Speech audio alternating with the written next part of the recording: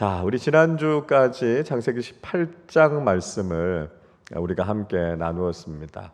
아브라함이 소돔을 위해서 중보하며 기도했던 내용들을 같이 생각해 봤죠. 자, 소돔을 향한 아브라함의 중보 기도가 끝나게 됐고요. 이제 천사들이 아브라함을 떠나서 소돔성을 향해서 가게 됩니다.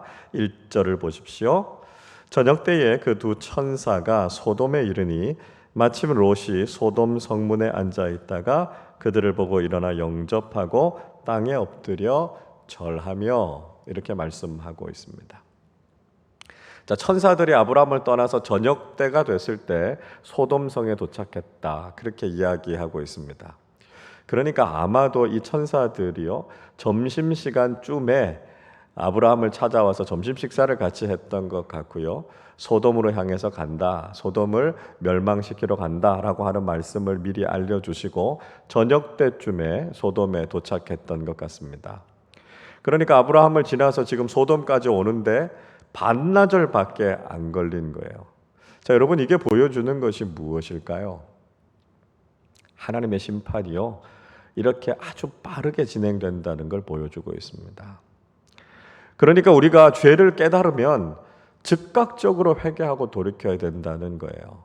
우리가 깨닫고 즉각적으로 돌아서지 않으면 하나님의 심판을 피하기가 어렵다라고 하는 것이죠. 그래서 우리가 그것이 죄인 줄 깨달으면 즉시 그 죄에서부터 떠나야만 우리가 하나님의 심판을 피하게 될 수 있다라고 하는 것이죠. 자, 천사들이 저녁 때쯤에 소돔성에 도착하게 됩니다. 아마도 이 소돔성의 죄악상을 보기에는 이 저녁이라고 하는 시간이 가장 적절한 시간이었을 겁니다. 그렇죠? 보통 사람들이 낮에보다는 밤에 죄를 많이 저지르니까요, 이 천사들이 저녁 때 소돔에 와서 도대체 소돔의 영적인 현실이 어떤지, 소돔의 죄가 얼마나 심각한지를 보려고 저녁 무렵에 이 소돔성에 도착을 하게 된 겁니다. 그런데 소돔성의 성문에 앉아 있었던 롯이 천사가 도착하게 된 것을 보게 된 것이죠. 그리고 그들을 영접했다, 이렇게 이야기하고 있습니다. 자, 이 말씀은 롯이 천사들이 올 것을 미리 알고 있어서 천사들을 기다리고 있었다, 그런 이야기가 아니고요. 또 우연히 그냥 여기저기를 다니다가 성문 앞에 앉았는데 천사가 와서 우연히 만나게 됐다, 그런 이야기도 아닙니다. 자, 롯이 성문에 앉아 있었다라고 하는 것은 당시에 롯이 가지고 있었던 직업, 또 소돔성에서 가지고 있었던 그의 위치, 지위, 이런 것들을 보여준다고 할 수 있습니다. 이 당시에 성문이라고 하는 자리는 굉장히 중요한 역할을 하는 자리였습니다. 이곳에서 어떤 일들이 주로 있었는가 하면요, 재판하는 일들이 있었어요. 그리고 계약 같은 것들을 체결하는 일들, 아주 중요한 계약을 체결하는 공식적인 자리가 이 성문이라고 하는 자리였습니다. 또 아주 중요한 물건들을 서로 상거래하는, 무역하는 자리가 이 성문이라고 하는 자리여서 사실 굉장히 중요한 자리가 성문이라는 자리였습니다. 룻기 말씀을 읽어보면 보아스가 이 기업을 무르는 일을 하잖아요. 그런데 보아스보다 기업 무르는 우선순위에 있었던 사람이 있었습니다. 그래서 보아스가 성문 위에서 이렇게 보니까 자기보다 먼저 우선순위에 기업을 물을 사람이 지나가는 거예요. 그래서 아무개야, 이렇게 불러서 올라오게 하잖아요. 그래서 성문에서 같이 이 기업을 물을 거냐 말 거냐 확실하게 이야기해라, 그렇게 이야기하지 않습니까? 그리고 그 성문에 그 성의 장로들이 같이 앉아서 그 일에 대해서 확증을 하게 되죠. 그러니까 성문이라고 하는 것은 아주 중요한 결정을 내리고 재판을 하고 또 어떤 거래들을 하고 계약하는 아주 중요한 자리였다는 겁니다. 그러니까 아마도 이 롯이라고 하는 사람이 소돔성에서 유지로서 또는 다스리는 어떤 재판관으로서의 역할을 하고 있었던 것 같습니다. 그래서 그곳에 앉아 있다가 지금 그곳을 찾아온 천사들을 만나게 됐던 것이다 라고 하는 것이죠. 자, 롯이 그곳에 있으면서 찾아온 천사들을 환대하게 됩니다. 자, 구체적으로 어떻게 환대했습니까? 2절 말씀을 우리 같이 읽어보겠습니다. 이르되 내 주여 돌이켜 종의 집으로 들어와 발을 씻고 주무시고 일찍이 일어나 갈 길을 가소서. 그들이 이르되 아니라 우리가 거리에서 밤을 새우리라. 자, 롯이 그 천사들을 보면서 내 주여 이렇게 부르고 있습니다. 내 주여. 이 롯이요, 그 대상들을 향해서 뭐 천상의 존재인 것을 알아서 그렇게 불렀던 건 아닌 것 같아요. 그저 상대방에 대해서 존대하는 표현으로 내 주여 이렇게 부른 겁니다. 그러니까 천상의 존재인 줄은 몰랐어요. 그러니까 롯이 이 소돔이라는 성에 오래 있으면서 자꾸 이렇게 영적인 분별력들을 잃어갔던 것이죠. 그래서 자신을 찾아온 사람이 천사다라고 하는 걸 잘 구분하지 못하게 됩니다. 그런데 롯에게 있었던 건 뭐냐 하면 그래도 나그네들이 찾아오면 그 나그네들을 환대하고자 하는 마음, 태도 이런 게 있었던 거죠. 그래서 신앙인으로서 자신을 찾아온 나그네, 손님을 어떻게 대접하고 어떻게 환대해야 되는가 하는 것은 몸에 잘 배 있었던 사람이었습니다. 자, 그래서 롯이 그들을 환대하죠. 그러면서 이런 이야기를 합니다. 자신의 집에 들어와서 발을 씻으시고 편안하게 쉬십시오. 그렇게 이야기합니다. 뭐 여러 번 말씀드렸습니다만 이 중동 지역 굉장히 뜨겁고 건조한 지역이었고요. 샌들 같은 거 신고 다니기 때문에 늘 발이 흙먼지로 지저분해져 있었습니다. 그러니까 손님들이 집을 찾아 들어오면 주인이 가장 먼저 해야 될 일은 발을 씻을 수 있는 물을 준비해서 그 손님들이 발을 씻도록 하는 거죠. 잘 씻고 피로를 좀 풀고 그리고 나서 다음 날 여정을 계속하십시오. 이렇게 지금 이야기를 합니다. 자, 그런데 천사들은 이런 롯의 환대를 거부하죠. 아니다. 우리가 그냥 거리에서 밤을 새겠다. 그렇게 이야기합니다. 천사들의 의도는 분명하죠. 밤에 길거리에서 도대체 소돔에서 무슨 일이 벌어지는지, 얼마나 악한 일들과 얼마나 죄를 많이 짓는지 그걸 똑똑히 보겠다는 거죠. 그리고 정말 이 소돔에 의인이 있는지를 찾아보고 없으면 이 소돔성을 심판하겠다. 그런 분명한 목적을 가지고 거리에서 노숙할 거다. 이렇게 이야기합니다. 그러나 이 소돔성에서 살고 있었던 롯은 이 소돔성의 밤이 얼마나 위험한지, 얼마나 죄악된 도시인지에 대해서 잘 알고 있지 않았습니까? 그러니까 그렇게 하지 마시라고요. 혹시 그렇게 하다가 무슨 봉변을 당할지도 모르니까 제발 집에 와서 좀 안전하게 쉬십시오. 이렇게 이야기합니다. 뭐 할렘가나 또 뭐 마약을 하는 사람들이 있는 곳들 뭐 이런 곳은 사실 밤만이 아니라 낮에도 굉장히 위험하지 않습니까? 근데 밤에 이렇게 위험한 곳에 있는다라고 하는 거 그거 큰일을 당할 수 있으니까요. 그렇게 하지 말라 이렇게 이야기하는 거죠. 이렇게 전 세계를 봐도 밤거리가 그렇게 안전한 나라들은 별로 없습니다. 그렇죠? 그에 비하면 사실 우리나라는 상대적으로 밤이 굉장히 안전한 나라에 속합니다만 그래도 어떠세요? 밤늦은 시간에 우리가 거리를 다닌다라고 하는 거 위험하지 않습니까? 그런데 이 죄와 악이 가득했던 이 소돔성에서요, 길에서 밤에 노숙을 한다? 이거 엄청나게 위험한 일인 거죠. 그래서 롯이 그렇게 하지 마시라고 다시 한번 간청하게 됩니다. 자, 3절도 읽어보겠습니다. 롯이 간청하매 그제서야 돌이켜 그 집으로 들어오는지라. 롯이 그들을 위하여 식탁을 베풀고 무교병을 구우니 그들이 먹으니라. 자, 롯이 간청을 하니까요, 그제서야 천사가 그 이야기를 듣고 롯의 집으로 못 이기는 척 들어옵니다. 롯이 음식을 정성껏 준비해서 그들에게 대접하고 그들이 잘 먹고 씻고 자리에서 쉬게 됩니다. 여러분, 우리는 이 롯의 모습을 통해서 우리가 어떻게 선을 행하는 사람이 되어야 되는가, 우리가 어떻게 다른 사람들에게 친절을 베푸는 사람들이 되어야 되는가라고 하는 것을 배우게 됩니다. 만약에요, 롯이 그냥 외면적으로 표면적으로만 친절을 베푸는 사람이었다면 천사들이 거절했을 때 거절하는구나, 그리고 더 이상 권하지 않았을 겁니다. 그리고 다른 사람들에게 그렇게 이야기했겠죠. 나는 선의를 베풀고 싶었고 나는 호의를 베풀고 싶었지만 저 사람들이 거절한 거라고. 나는 할 도리를 다 했다. 아마 그렇게 이야기할 수 있었을 겁니다. 그러나 롯은요, 정말 적극적으로 선한 일을 하고 친절을 베풀려고 했던 사람이죠. 그러니까 그렇게 하지 않겠다 거절하는 사람에게도 간청하고 다시 한번 이야기해서 제발 우리 집에 들어와서 쉬시라고 그렇게 이야기한 거죠.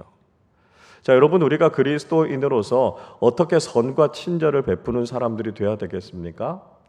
적극적으로요, 능동적으로요, 선을 행하는 사람들이 되어야 한다는 것입니다. 우리가 그리스도인으로서 할 수 있는 대로 선한 일과 착한 일을 하는 사람들이 되어야 한다는 거 아닙니까? 그래서 우리가 특별히 믿음의 사람들에게 선한 일, 좋은 일들을 적극적으로 행하는 사람들이 되어야 된다는 것이죠. 우리가 그것이 선한 일인 것을 알면서도 우리가 그것을 열심히 행하지 않으면 그게 잘못이다 이렇게 이야기하고 있습니다. 야고보서 4장 17절은 이렇게 말씀해요. 그러므로 사람이 선을 행할 줄 알고도 행하지 아니하면 죄니라 이렇게 말씀합니다. 이게 선이라는 걸 알아요. 그리고 우리가 그리스도인으로서 선을 행해야 된다라는 것도 압니다. 그걸 알고 있음에도 불구하고 우리가 적극적으로 선을 실천하는 삶을 살지 않으면 그게 죄다 이렇게 이야기하고 있습니다. 그러니까 우리의 신앙생활은 소극적인 신앙생활이 되면 안 된다는 거예요. 선이 있으면 적극적으로 그 선을 실천하는 사람들이 되어야 하고요. 할 수만 있다면 우리의 모든 힘을 다해서 친절을, 환대를, 섬김을 베풀고 나누는 사람들이 되실 수 있기를 바랍니다. 자, 천사들이 그렇게 롯의 집에서 휴식을 취하게 됩니다. 시간이 얼마나 지났을까요? 음식을 먹고 씻고 잠자리에 들고 쉬려고 할 그때 소돔성에 있는 사람들이 롯의 집에 들이닥치게 됩니다. 롯의 집에 낯선 나그네들이 왔다라고 하는 소식을 듣고 사실 좋지 않은 호기심을 가지고 롯의 집에 찾아온 거죠. 그리고 그 나그네들이 어떤 사람인가 보고 싶었고요. 그들에게 좀 몹쓸 짓을 하려고 하는 그런 나쁜 의도를 가지고 있었습니다. 5절을 보십시오. 롯을 부르고 그에게 이르되 오늘 밤에 내게 온 사람들이 어디 있느냐 이끌어내라 우리가 그들을 상관하리라 이렇게 이야기합니다. 자, 롯의 집에 찾아온 사람들은 늙은 사람이나 젊은 사람이나 할 것 없이 모든 남자들이 그곳에 다 찾아왔다 이렇게 이야기하고 있습니다. 그러니까 소돔이라고 하는 성이 세대와 상관없이 굉장히 타락해 있었다라고 하는 것을 보여주고 있는 거죠. 그래서 그 집에 나그네가 들어가는 걸 봤는데 그 사람을 이끌어내라는 것입니다. 그 사람들과 우리가 상관할 것이다. 그렇게 이야기하고 있습니다. 상관하다라고 하는 히브리어 단어 야다라고 하는 말은 알다는 뜻이 있어요. 그 사람들이 어떤 사람인지 우리가 좀 알아보겠다 이렇게 이야기하는 겁니다. 근데 이 알다라고 하는 말은 그냥 피상적으로 지식적으로 그렇게 안다는 뜻이 아니고요. 경험해보고 체험해보고 깊이 아는 것을 이야기합니다. 그래서 성경에서 우리가 하나님을 아는 지식, 우리가 하나님을 알아야 된다 이렇게 이야기할 때 이 야다라는 단어를 써요. 그러니까 우리가 하나님을 안다라고 하는 것, 지식적으로만 아는 것, 머리로만 아는 것, 그걸 이야기하는 게 아니고요. 체험해보고 아는 거죠. 삶 속에서 하나님을 깊이 경험해보고 아, 하나님이 이런 분이시구나 하는 것을 알게 되는 걸 보고 우리가 하나님을 아는 지식을 갖고 있다. 그렇게 이야기하는 겁니다. 자, 근데 여기 본문에서는 사실 좀 더 직접적인 의미를 이야기해요. 여기에서 상관하다, 야다라고 하는 말은 원래적인 의미 그대로 쓰인 겁니다. 이 원래적인 의미는 뭐냐면 성관계를 맺다는 뜻이에요. 그러니까 지금 롯의 집에 들어간 사람들하고 성적인 관계를 맺겠다라고 하는 거죠. 그러니까 소돔성이 지금 성적으로 얼마나 타락해 있는가라고 하는 것을 보여주고 있습니다. 그래서 유다서 1장 7절에 보면 소돔과 고모라의 성적인 타락에 대해서 이렇게 이야기해요. 소돔과 고모라와 그 이웃 도시들도 그들과 같은 행동으로 음란하며 다른 육체를 따라가다가 영원한 불의 형벌을 받음으로 거울이 되었느니라 말씀하고 있습니다. 자, 이 롯의 집에 찾아온 나그네들을 끌어내서 성적인 관계를 맺겠다고 이야기했던 이 소돔의 모습이 그들이 성적으로 타락한 단면을 보여주고 있다라고 하는 것입니다. 그래서 마치 롯이 그 집에 사람을 들이고요, 그곳에서 혼자서만 재미를 보지 말고 우리도 같이 그 쾌락을 즐겨보자, 지금 이 이야기를 하면서 롯의 집에 찾아온 것입니다. 자, 이들이 저지르고자 했던 죄는 동성애였다라고 하는 것을 분명히 보여주고 있습니다. 롯의 집에 찾아온 사람들은 다 남자들이었습니다. 그리고 그 집에 들어간 천사들을 남자들로 생각한 것이죠. 그래서 동성애를 하려고 하는 분명한 의도를 가지고 롯의 집에 찾아온 것이었습니다. 그러니까 성경에서는 이 동성애라고 하는 것이 성적인 타락의 아주 대표적인 예가 됐다라고 하는 것을 보여주고 있습니다. 사도 바울은 로마서 1장 27절에서 이렇게 말씀하지요. 그와 같이 남자들도 순리대로 여자 쓰기를 버리고 서로 향하여 음욕이 부릴 듯하며 남자가 남자와 더불어 부끄러운 일을 행하여 그들의 그릇됨에 상당한 보응을 그들 자신이 받았느니라 말씀하고 있습니다. 로마서 1장에서 바울은 이방인들의 죄에 대해서 언급하면서 성적인 타락의 문제 중에 특별히 이 동성애의 죄에 대해서 지적하고 있습니다. 그러니까 이 동성애라고 하는 문제는 최근에 일어난 이야기가 아니고요, 이미 수천 년 전부터, 오래전에부터 뿌리 깊게 자리 잡았던 성적인 타락과 죄악의 단면을 보여주고 있는 것이다 라고 하는 것을 이야기하고 있는 거죠. 요즘 영화나 드라마 같은 것을 보면 동성애라고 하는 코드가 그 속에 다 들어가 있는 걸 볼 수 있습니다. 그리고 그 동성애를 이렇게 미화를 시키잖아요. 그래서 마치 굉장히 아름다운 모습으로 그렇게 그려내고 있습니다. 그리고 우리 기독교 신앙을 가리켜서 우리 교회를 향해서 마치 이게 유전적이고 생리적으로 이런 경향이 나타나는 것인데, 마치 기독교 신앙이 동성애를 죄라고 몰아가서 소수의 인권, 또 성적인 취향 이런 것들을 무시하고 또 정죄한다, 이렇게 기독교 신앙을 향해서 비판하죠. 그러나 여러분, 그건 바람직하지가 않습니다. 물론 아주 소수의 사람들, 성적인 정체성에 문제가 있거나 유전적으로 이런 경향을 보이는 사람들이 아주 없는 것은 아닌 것 같습니다. 그러나 대부분 동성애를 하는 사람들은 그렇지 않다라고 하는 거죠. 자, 뭘 보면 알 수 있습니까? 동성애자들의 대부분이요, 양성애자들이다라고 하는 것을 보면 알 수 있습니다. 만약에 그 사람들이 태생적으로 또 성적인 정체성에 대한 문제를 가지고 있는 사람들이라면 사람들이 양성애를 할 수가 없는 거죠. 그런데 동성애자들 가운데 상당히 많은 사람들이 이런 양성애를 하고 있다라고 하는 것은 사실 이 사람들이 태어나면서부터 성적인 정체성에 혼란을 가지고 있거나 어떤 유전적인 의학적인 문제가 아니라 정말 자신들의 성적인 쾌락을 즐기고자 하는 그런 욕망에서부터 나온 모습이 바로 이런 모습이다라고 하는 것을 우리가 볼 수 있다라고 하는 것입니다. 사실 이 동성애라고 하는 문제는 우리 기독교 신앙에 있어서도 이슈가 되죠. 간혹 교회 안에서도 이런 동성애의 문제가 일어나게 될 수 있고요. 또 동성애자들을 교회 공동체가 어떻게 받아들여야 될 것인가라고 하는 것이 사실 굉장히 논란의 문제가 됩니다. 자, 이런 문제에 있어서의 기준은요, 예수님께서 어떻게 하셨는가라고 하는 걸 보는 게 중요하죠. 예수님의 기준이 무엇인가라고 하는 걸 보는 겁니다. 예수님이 가지셨던 기준이 뭡니까?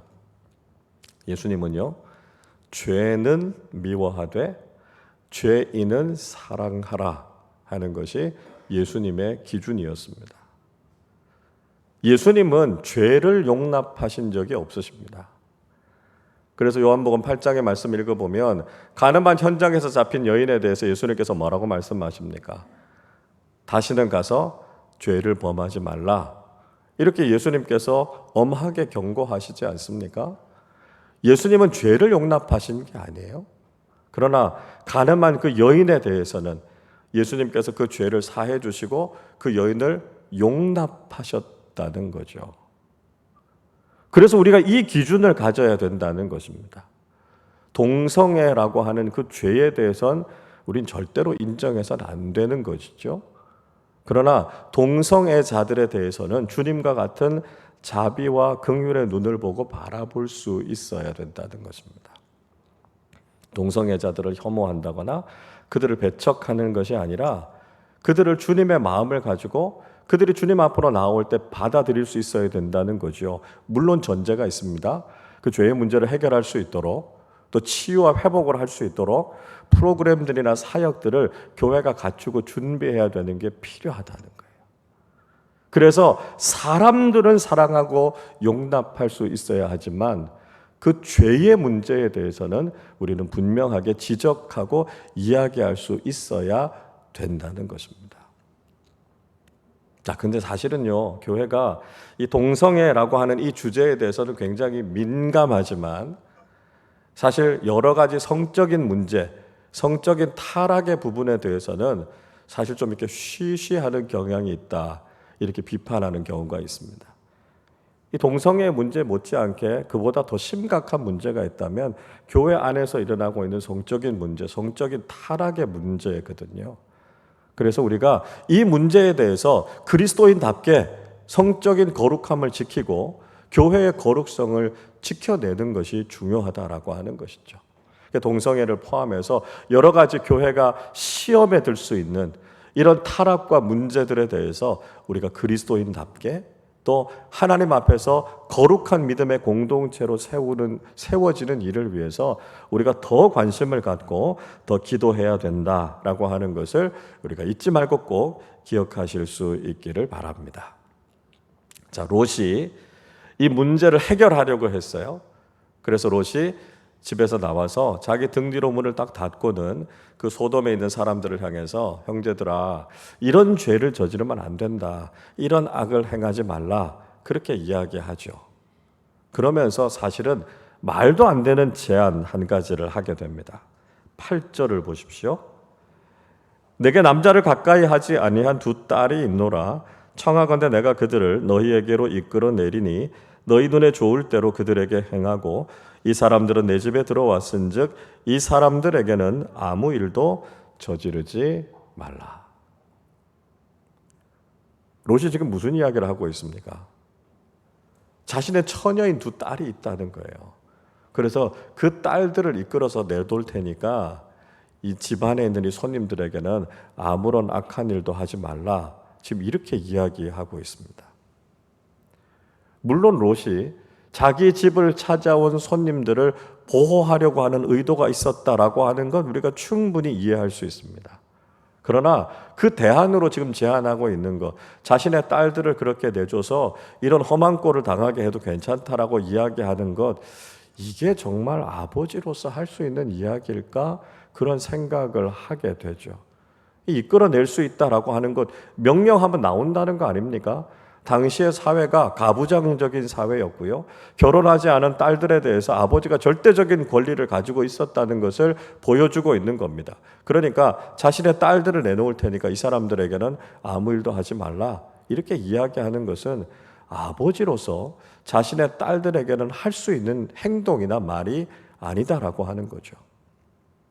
만약에 이 말을 딸들이 들었다면 얼마나 마음이 상하는 일이겠습니까? 당시의 아버지라고 하면 절대적인 신뢰와 의존의 대상 아닙니까? 그런데 그렇게 믿었던 아버지가 이런 식으로 이야기하고 자신들을 이렇게 위험에 내몬다면 그 아버지를 어떻게 믿고 살아갈 수 있겠습니까? 이런 모습은요, 사실 이 아브라함 가문의 남자들이 가지고 있었던 고질적인 문제였습니다. 우리가 앞에서도 쭉 살펴보지 않았습니까? 아브라함 어땠습니까? 자기만 살겠다고 자신의 아내를 누이라고 속여서 바로에게 팔아 넘기지 않습니까?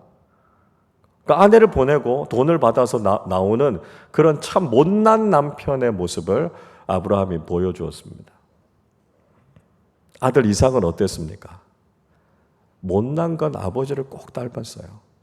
자신의 아내 리브가를 그랄 왕인 아비멜렉에게 또 똑같이 누이라고 이야기해서 리브가의 마음에 큰 상처를 주지 않습니까? 롯은 달랐습니까? 롯도 자신의 딸들에 대해서 그렇게 이야기하잖아요. 그러니까 이 롯의 딸들이 아버지에 대한 신뢰가 깨졌던 것 같아요. 그리고 그 이후에 어떤 일들이 일어납니까? 우리가 이후에 좀 살펴보게 되겠지만 나중에 이 딸들이 아버지에게 술을 먹이고 아버지와 동침해서 모압과 암몬을 낳지 않습니까? 그러니까 딸들이 아버지에 대한 실망감, 또 남자들에 대해서 전혀 기대감이 없는 모습, 이런 걸 가지고 그들의 결혼 생활도 깨지고 여러 가지 해서는 안 되는 일들을 저지르게 되는 거죠. 그러니까 당시에 이 롯의 딸들에게 약혼자들이 있었습니다. 그러니까 사위 될 사람들이 이 롯의 이야기를 혹시 들었는지 모르겠어요. 그래서 그랬는지는 모르지만 이 사위 될 사람들도 이 장인 어른에 대해서 별로 신뢰감이 없었습니다. 그래서 이제 소돔이 곧 멸망할 테니까 우리 여기서 도망가야 된다, 롯이 이야기하니까요, 사위들이 그 이야기를 농담처럼 여겼다고요. 그러니까 롯이 신앙인으로서, 아버지로서, 영적인 리더로서 올바른 모습을 보이지 못하니까요, 그 가정을 믿음으로 제대로 이끌어가지 못한 거죠. 여러분, 우리는 먼저 가정 안에서 선한 영향력을 미치는 사람들이 돼야 하고요, 우리의 가정을 믿음으로 잘 세워가는 것, 이것이 우리의 1차적인 사명이다라고 하는 것을 꼭 기억해야 된다라고 하는 것이죠. 자, 소돔성에 있었던 사람들, 롯의 이런 제안을 들었지만 전혀 포기하지 않고 계속해서 그 사람들을 내놓으라, 그렇게 이야기하죠. 자, 9절 보십시오. 그들이 이르되 너는 물러나라. 또 이르되 이 자가 들어와서 거류하면서 우리의 법관이 되려 하는도다. 이제 우리가 그들보다 너를 더 헤아리라 하고 롯을 밀치며 가까이 가서 그 문을 부수려고 하는지라. 소돔성의 사람들은요, 죄와 악을 향해서 그치지 않고 폭주합니다. 그리고 이번에는 롯까지 해치려고 하죠. 외지 출신인 롯이 지금 소돔성에 들어와서 상당한 지역의 유지로서, 리더로서의 자리를 차지하고 있으니까요, 그게 사실은 시샘이 났던 겁니다. 그래서 지금 롯에게도 해코지를 하려고 하고 있는 것이죠. 그래서 왜 우리를 판단하려고 하느냐고요? 왜 우리를 재판하려고 하느냐고요? 이야기하고 있습니다.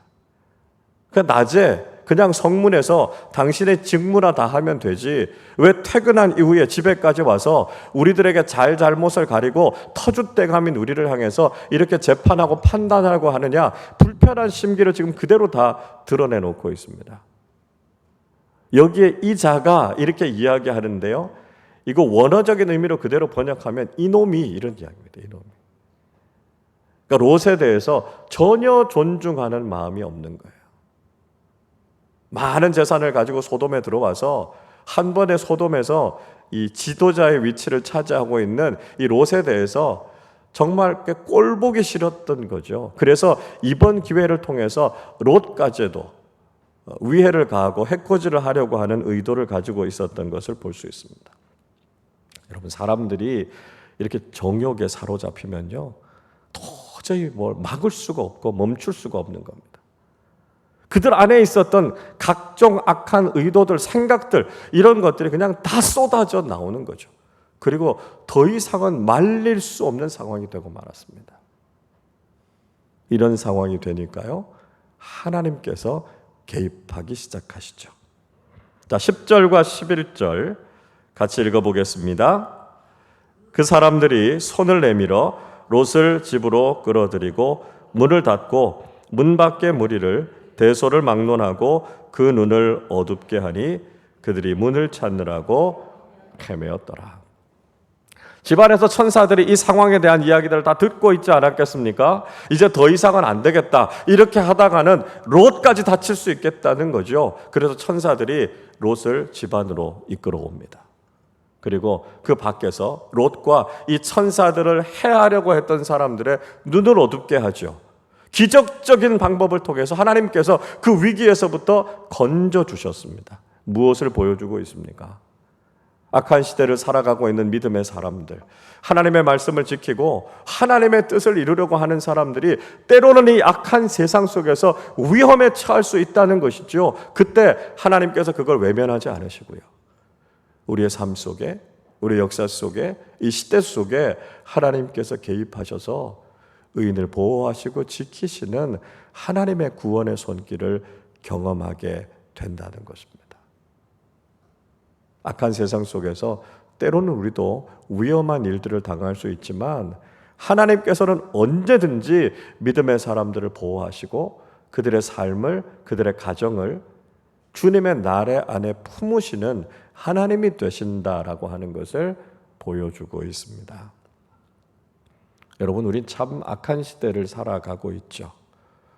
정말 세상이 이렇게 악해져도 되다 싶을 만큼 우리는 죄와 악에 대한 많은 이야기들을 들으면서 하루하루를 살아가고 있습니다. 우리 자신이 참 연약하니까요. 이 죄악된 세상 속에서 우리가 과연 무엇을 할 수 있을까? 그런 질문이 생길 때가 참 많죠. 그러나 여러분, 우리가 믿음의 사람들로서 이 악한 세상에 편승하거나 타협하면서 살아서는 안 된다는 것이죠. 우리가 나약하고 연약하다고 해서요, 우리가 어쩔 수 없이 악한 일로 그냥 그렇게 휩쓸려 갈 수밖에 없었다, 그렇게 이야기하는 사람들이 아니라 우리가 살아가고 있는 이 시대가 악하다 할지라도 적어도 믿음의 사람들인 우리는 무엇이 선한 일이고 무엇이 바른 것인가를 알고 그 길을 지키는 사람들이 돼야 한다는 것이죠. 악한 세상 속에서도 그리스도인들로서 선을 행하고 많은 사람들을 환대하고 친절을 베풀고 믿음의 사람답게 적극적으로 선을 행하는 사람들이 되어야만 우리가 믿음의 사람답게 이 시대를 살아갈 수 있다는 것입니다. 그러나 문제는 우리의 힘만으로는 이 시대의 악함을 바꿀 수 없고요, 이 시대의 악함을 우리가 맞설 수 없다는 것입니다. 우리의 힘으로는 다 할 수 없지만 지금도 우리와 함께 하시는 하나님께서 우리와 함께 하셔서 악으로부터 우리를 보호해 주시고 하나님의 선하시고 깊은 뜻을 이해하시고 이루어 가게 하실 줄로 믿습니다. 하나님께서 우리를 그렇게 사용하실 거고요, 하나님께서 우리의 삶 속에서 그런 일들을 이루어 가신다라고 하는 것이죠. 우리는 약하지만 하나님께서 우리의 삶을 지켜주시고 인도해 주셔서 하나님의 선하심을 이루어 가시고 그 일을 위해서 우리를 귀하게 사용해 주실 줄로 믿습니다.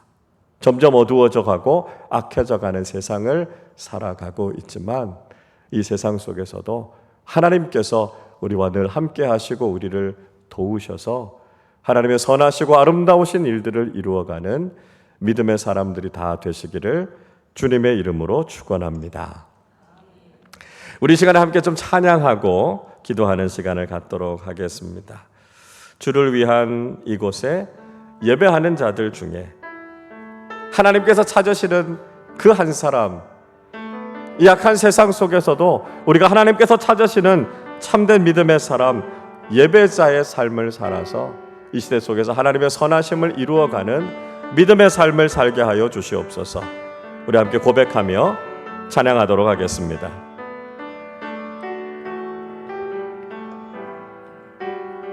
주를 위한 이곳에,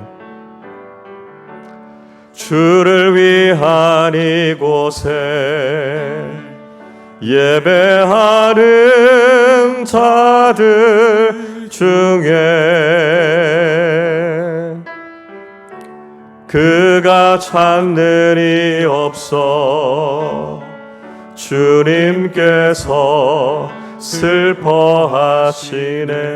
주님이 찾으시는, 주님이 찾으시는 그 한 사람, 그 예배자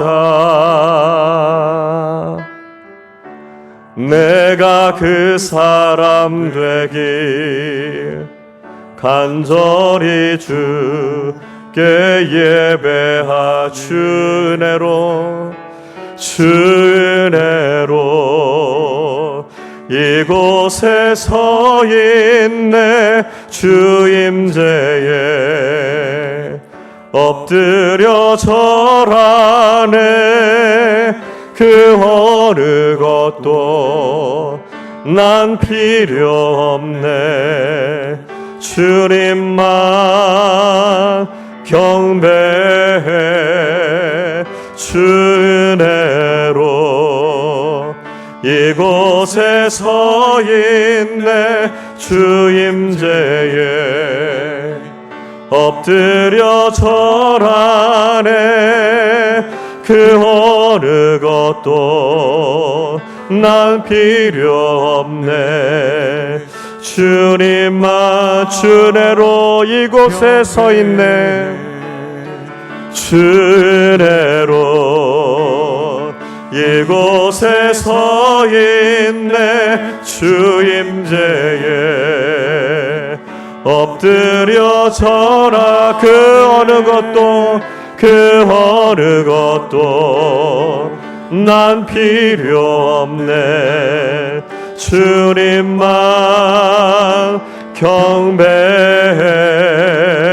주 은혜로 이곳에 서 있네 주 임재에 엎드려 절하네 그 어느 것도 난 필요 없네 주님만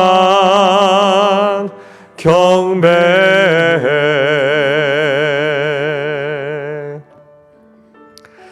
우리 시간에 말씀을 생각하면서 함께 기도하겠습니다. 여러분, 우리가 서 있는 이 자리에서 우리가 하나님의 선하심을 이루고 하나님의 뜻을 이루어가는 믿음의 사람들이 되실 수 있도록 기도하시기를 바랍니다. 우리가 지금 서 있는 이 자리가 소돔처럼 죄와 악이 가득한 자리일 수 있습니다. 그러나 그 자리에서 우리가 세상과 타협하고 세상 사람들처럼 죄악된 길을 걸어가는 것이 아니라 우리가 그리스도인임을 깨닫고 하나님의 선하신 뜻을 위해서 우리의 삶의 자리에서 그것을 실천하며 살아가는 사람들이 되게 해달라고 기도하시기를 바랍니다. 죄악된 세상 앞에서 우리 자신이 한없이 나약하고 연약해 보일 수 있습니다. 그러나 서 있는 그 자리에서 믿음의 사람으로 예배자로 살아가기로 결단할 때 오늘도 우리를 지키시고 보호하시고 도우시고 구원하시는 하나님의 은혜와 하나님의 임재가 있게 하여 주셔서 바로 그 자리에서 하나님을 경배하고 하나님의 선하신 뜻을 이루어가는 믿음의 사람들이 되게 해달라고 우리 말씀을 생각하며 함께 합심으로 기도하겠습니다. 하나님 아버지, 감사합니다. 저희들을 이 자리에 세워주시고 주님의 은혜로 살아갈 수 있도록 저희들에게 은혜와 복을 허락해 주심을 감사드립니다. 하나님, 세워주신 이 자리에서 예배자로 믿음의 사람으로 그리스도인답게 살아가는 우리 모두의 삶이 되게 하여 주시옵소서. 하나님 아버지, 우리가 서 있는 이 자리가, 우리가 살아가는 이 세상이 악하고 험하고 죄악으로 가득 차 있지만 그러나 주님, 우리가 세상에 휩쓸려 가지 않게 하시고 세상 사람들과 타협하지 않게 하여 주시고 하나님의 말씀 따라 선을 행하며 살아가는 믿음의 사람들이 될 수 있도록 주님 인도하여 주시옵소서. 오직 서 있는 이 자리에서 하나님을 경외하고 하나님 앞에 예배하고 하나님의 뜻을 이루어가는 믿음의 사람들이 되게 하여 주셔서 이 시대 속에서도 하나님께서 찾으시는 믿음의 사람, 의로운 사람들로서는 우리 아름다운 교회 모든 성도들 되도록 주님께서 은혜를 베풀어 주시옵소서.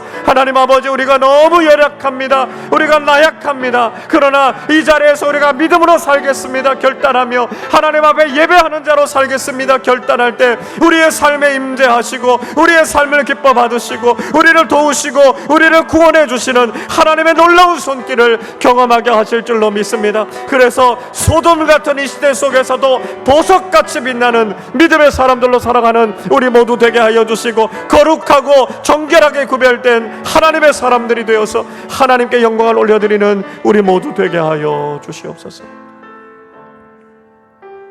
하나님 아버지, 감사합니다.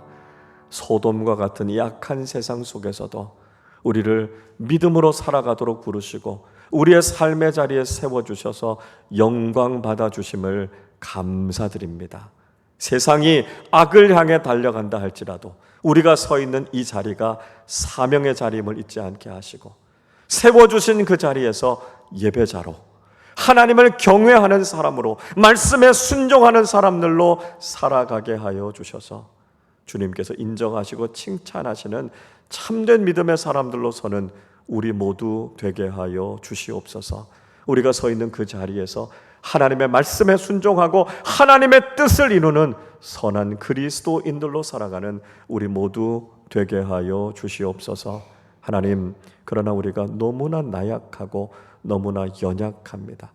악한 세상과 맞서서 우리의 힘으로는 이길 수 없습니다. 그러나 우리가 선한 삶, 믿음의 삶, 예배자의 삶을 살기로 결단할 때 우리의 삶에 임재하셔서 도우시는 성령님의 역사를 경험하게 하여 주시고, 우리의 삶의 길을 인도해 주시고 우리를 구원해 주시고 우리의 삶을 통해 영광 받으실 그 하나님을 기대하며 한결같이 믿음의 길을 걸어가는 우리 모두 되게 하여 주시옵소서. 그래서 이 악한 세상, 소돔 같은 세상 속에서도 보석같이 빛나는 믿음 가지고 살아가는 우리 모두 되게 하여 주옵소서. 감사드리며 우리 주님 예수 그리스도의 이름으로 기도하옵나이다. 아멘.